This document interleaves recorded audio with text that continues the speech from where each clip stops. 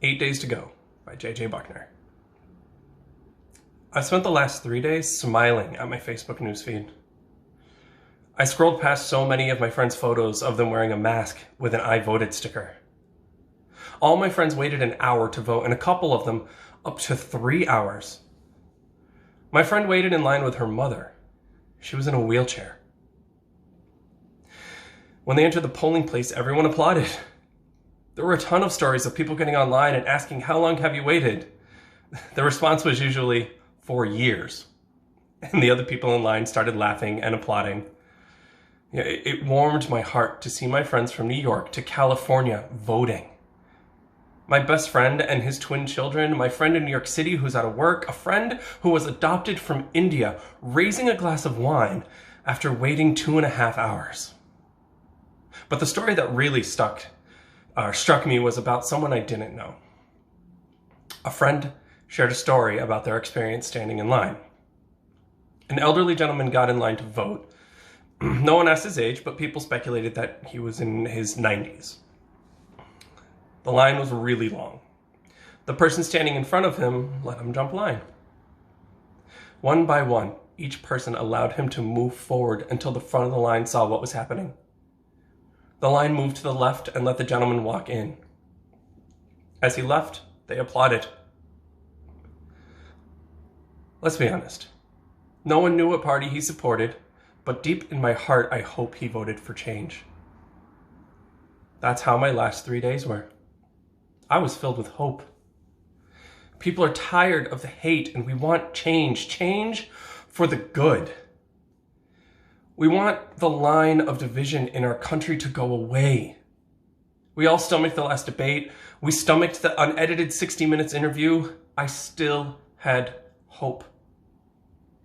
An hour ago, that hope got kicked in the stomach. She was confirmed. It was a guarantee. There was no way it wasn't ever going to happen. It happened before. To a man that cried, "I liked beer. Here, check my calendar," that I conveniently kept from that year. Those aren't sexual positions. Those are a drinking game. If a sexual predator can make it so someone who can be best described as a character from The Handmaid's Tale can get into the Supreme Court, Once it was announced, conservatives celebrated. It was a feather in their cap. When you think about it, it's actually a hypocritical feather. In 2016, they said Obama cannot appoint a Supreme Court justice during an election. They fought it, they won.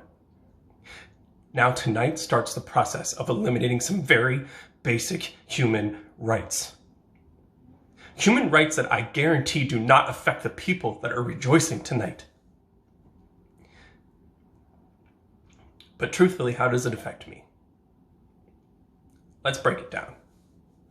Healthcare doesn't affect me right now. I have good health insurance and I've never been without it. I'm lucky, but if I was 24 and still working retail, I could lose that. I was one of the lucky ones that was able to stay on my mother's health insurance until I was 26. If not, I would have taken home $150 every 2 weeks after taxes and health insurance. Roe. I'm a man. This does not affect me at all. It never did until I was 23. No, I did not get someone pregnant, but a good friend from high school did. She was married and they got pregnant. They were over the moon, as was I. Finally, I could be a gay uncle. Things didn't go as planned, and in an ultrasound, the heartbeat was gone. They had 2 choices. Go full term, which was 5 more months, or terminate the pregnancy. My friend's doctor said, if you carry your baby to term, you could get sick.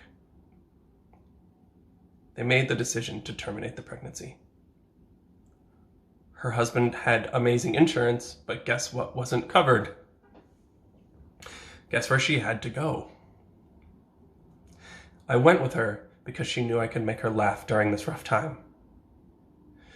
We drove up, and a lovely lady welcomed us. She said, "I'm sorry.